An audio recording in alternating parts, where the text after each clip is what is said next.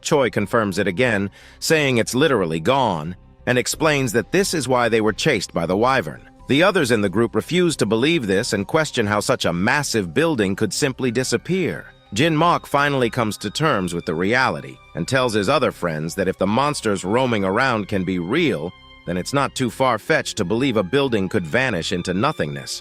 Meanwhile, Kim stands silently, and I'm not quite sure if the disappearance of that logistics center has something to do with our boys' subspace.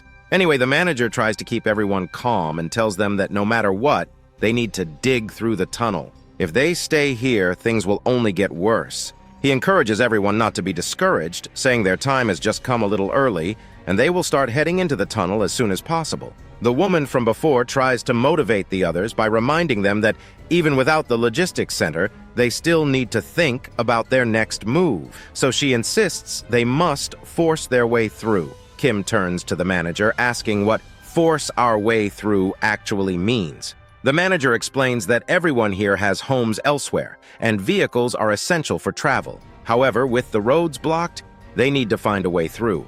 Kim perks up at the mention of the vehicles and asks for more info. The manager confirms they do have working vehicles, but explains that all the roads are blocked. The golf course obstructs the way to the north, containers block the east, and the southern Yongdong Expressway is completely destroyed. The tunnel to the west is the only exit, but unfortunately, a group of wyverns has taken over that tunnel. Until now, everyone has been surviving by getting food and water from the logistics center, but now they have to force their way through. The manager tells Kim that he doesn't have to go through the tunnel since the blocked roads are for vehicles, and there are ways to escape on foot or by bicycle. However, Kim quickly responds that he needs a vehicle as well, and thinks it's best to go through the tunnel. The manager does not try to change our boy's mind any further, and simply says he's welcome to join them if he's up for it. Kim smiles and says he'd be glad to work with them. Kim also thinks to himself that it would be better if he kept his abilities hidden. While the group seems nice enough,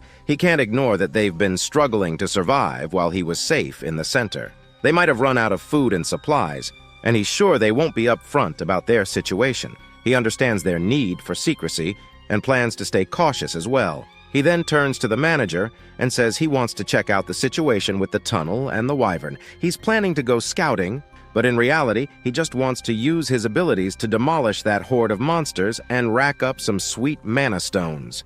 The scene then flashes back a little. After taking down a bunch of monsters, he's saved up 5 magic stones. With these, he can cut the cooldown on his shipping ability down to 5 seconds. That's when he sees 3 new shipping abilities. The first one is Precise Delivery, which, as the name suggests, locks onto the target and guarantees a hit. The second is Simultaneous Delivery, which lets him ship up to 2 items at once. The third is Automatic Delivery, which allows him to automatically deliver designated items, with the timing interval being adjustable. As cool as these sound, each one costs about 10 stones. Totally looking forward to seeing them in action, though he's still a bit unclear on what exactly Automatic Delivery does.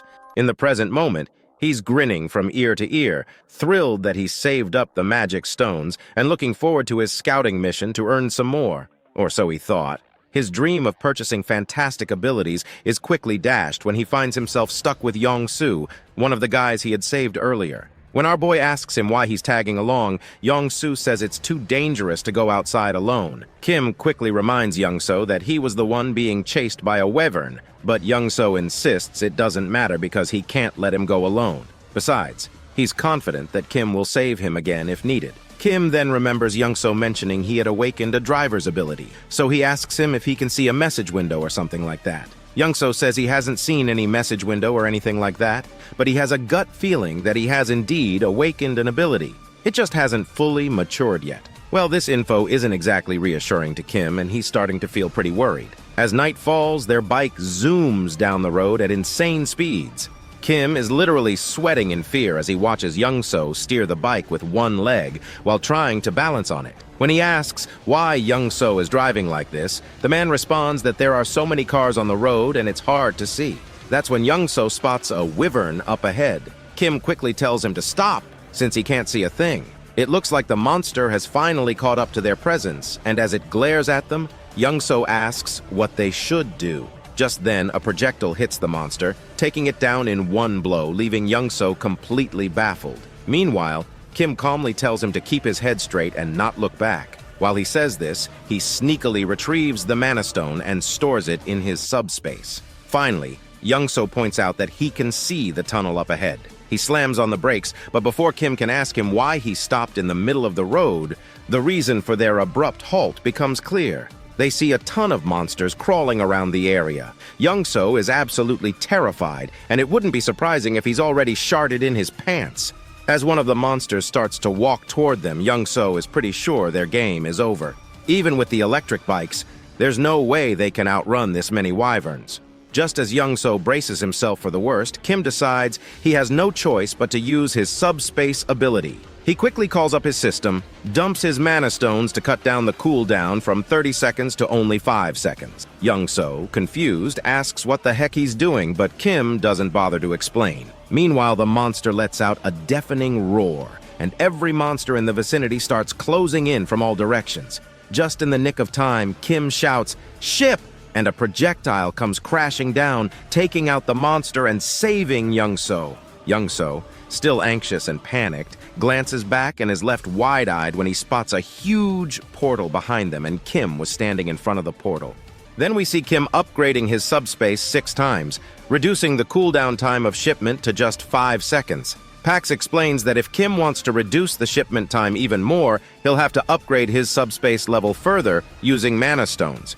On the other hand, after taking down the monster, Kim quickly grabs the Mana Stones from it and tells Young-So to stick close, because that's the only way he can keep him safe. Young-So, still clueless about what's going on, nods and follows, though he's wondering why there's a whole logistics center behind them. Just then, more monsters show up, trying to attack Young-So, but with Kim's Amazonia Prime service in full swing, he takes out a wyvern in one shot. But it ain't over. More wyverns show up, and this time, they're gunning for Young-So. Thinking fast, Kim opens his subspace in front of Young-So, acting like a shield, saving him from the attack. The monsters don't back down, though. They brutally slam into the subspace barrier, but Young-So, caught off guard, stumbles back and falls to the ground. The monster regains its footing and charges again, but Kim slips into his subspace just in time, leaving the creature to crash into the barrier once more. The next second, an axe flies out, taking the monster down in one clean hit. Young-So watches the whole thing in awe, as if he's just witnessed a miracle. He can't believe what he's seeing. The logistics center, the axes flying around like magic. He's starting to see Kim as something more than just a man. To him, Kim is a god, and the tunnel is just a speed bump he can handle without breaking a sweat. As Kim reflects on how everyone in the basement wanted to use the delivery vehicle to safely move food, he realizes the tunnel was just part of the plan for them. Even if they make it through, the monsters will still be out there. But for Kim, it's different. He just needs the vehicle to get from point A to point B. Handling the monsters is just another day at work. Young-So starts feeling a little jealous, thinking how easy it would be if he had Kim's abilities. He could get to his family in no time, but what really puzzles him is why Kim, with all his power, even bothered to help him in the first place. Suddenly they notice the monsters running away. Kim smirks, fascinated. These reptiles are smarter than he thought. They know when to flee instead of charging into certain death. While Kim's retrieving the Mana Stones, Young-So spots a blue stone hovering in the air and asks what it is. Kim, confused, asks, "You've never seen a Mana Stone before?" Young-So shakes his head, so Kim explains that he uses them to enhance his abilities. Now Young-So gets it and wonders if he'll ever get a chance to try one himself. Suddenly, Kim understands why Young-So didn't even think to extract the Mana Stone from the orc. They didn't even know about them. Young-So, still processing everything, points out that with Kim's abilities, he could solo the entire tunnel single-handedly, so why bother coming down to the basement and meeting everyone? Kim, realizing his secret was out, stands there with an awkward smile. Young-So, misunderstanding that look, thinks Kim's real intention was to steal their resources. Kim quickly corrects him. No, I just came to check things out, see if there were people I could trust after the world went to hell. I didn't plan on clearing the tunnel, I just wanted to see if it was doable." Young-So apologizes for assuming the worst, but Kim reassures him there's no need to worry. "I didn't know the way to the tunnel anyway, so if I'd come alone, I wouldn't have made it through." "You helped more than you know," he says with a grin. Kim then suggests they head back since the wyvern has receded for now, but there's no telling when it'll attack again. That's when Young-So nervously asks how far Kim's planning to go that he needs a vehicle. Kim explains that he's trying to reach his family, and his final destination is Uijeongbu, near the Gangnam district. Hearing the word Gangnam, Young-so is startled. With a trembling voice, he says, "I'm heading to Indeokwan, which is on the way. If it's not too much trouble, can I come along with you to Indeokwan? My family's there." Kim isn't sure how to respond at first, but Young-so continues, saying he's not confident he can make it home safely on his own. "My driving ability won't help me in a fight, but with you around, we've got a better chance of getting through." Young-so promises to help Kim reach Gangnam faster than anyone else and swears he won't be a burden. He even offers to provide food along the way. Kim starts seeing some real value in this partnership. Young-so's driving skills are beyond doubt, and more importantly, if this guy is on his side, he won't spill the beans about Kim's abilities.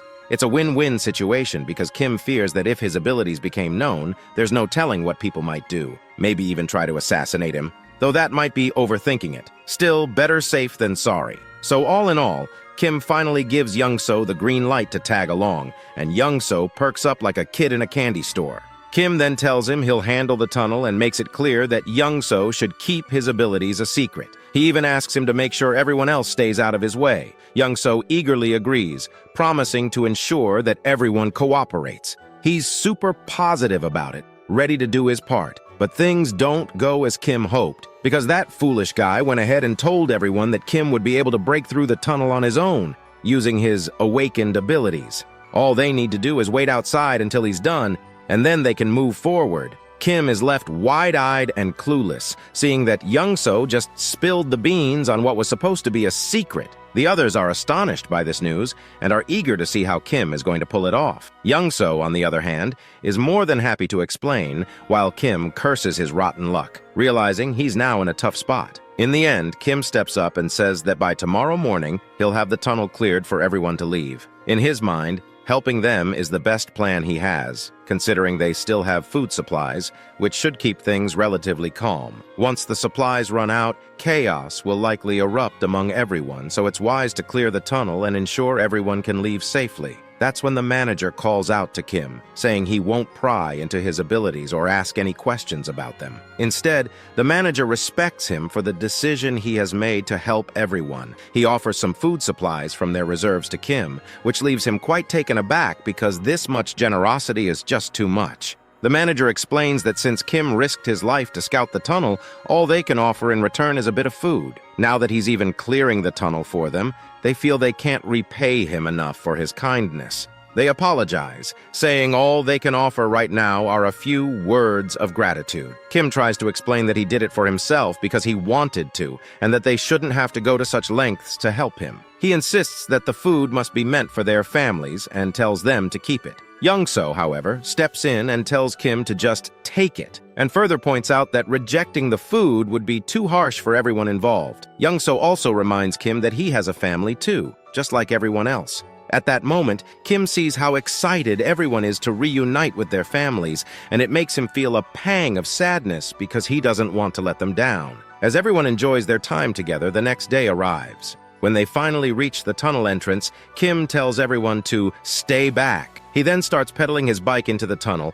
determined to clear it out and come back. As he gets closer to the tunnel, he begins to spot the monsters. But before we see him battling them, the scene flashes back to his childhood. We see young Kim with a sore eye from a fight with his sister. He complains about it to his father, which leads to another argument with his sister, and they eventually start beating the shit out of each other in front of their father. That's when his father points out how close they seem to be. His father reflects that he was an only child, so he always envied the bond between siblings. He tells them that they have no idea how envious he is of their relationship. And even though they may argue now, they'll soon realize how truly precious family is. Suddenly, their mother bursts into the room, leading to a hearty argument between their parents. It's at this moment that Kim feels the warmth of family. The scene then transitions to the previous night, where Kim is recalling all these moments with his family after seeing how everyone is overjoyed at the prospect of finally reuniting with their families. Knowing that Kim would clear the path for them, they spent the entire night like that, basking in the warmth of anticipation. When midnight strikes and everyone falls asleep, Young-so wakes up to use the bathroom. Noticing that Kim is missing, he heads outside and asks the patrolling guards about him. They report that Kim said he was going out for some fresh air a while ago. He then walks further and looks around and finally spots Kim. He quickly asks why Kim can't just sleep, and Kim replies that he can't sleep here. Just as Young-so looks ahead, he is absolutely boggled out of his mind to see that the entire vehicle is filled to the brim with food and supplies. Young-so finds this ridiculous and quickly asks why Kim is giving away so much stuff. Kim just casually mentions that he only loaded about half to avoid making the vehicle too heavy, but this amount should be more than enough for everyone. Young-so is even more astonished when Kim says this is the last vehicle he had to load. The realization hits Young-so quite hard because if this is the last vehicle, then Kim must have packed the other 15 vehicles with the same amount of supplies as well.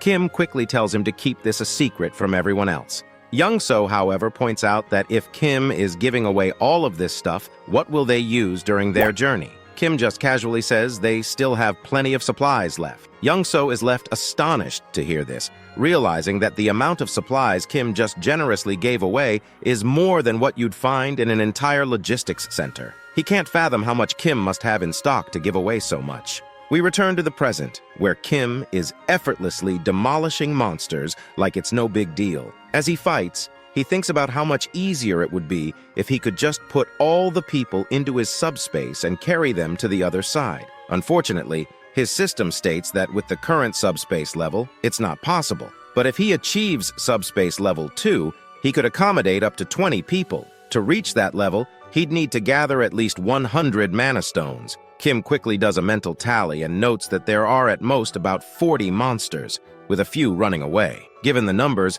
leveling up here isn't feasible. He still needs to think of another way to level up, because he eventually wants to put his own family into the subspace. Suddenly, Kim notices something unusual among the fleeing monsters. A closer look reveals a jacked-up version of a wyvern, and I can tell this is some kind of boss-level monster. Even Kim isn't sure what he's dealing with. We finally cut back to the outside, where everyone is anxiously waiting for Kim to come out. Some are starting to worry if he's okay inside that tunnel. Then, they finally spot him emerging from the tunnel, effortlessly pedaling his bicycle like he's just out for a casual ride. His uniform is smeared in blood, and the group looks on anxiously. But they soon breathe a sigh of relief when they see a smile spreading across our boy's face. They burst into a joyful dance, celebrating the successful completion of their mission. Looks like it's finally time for everyone to part ways and reunite with their loved ones. They express their gratitude to the manager for sticking with them until the very end,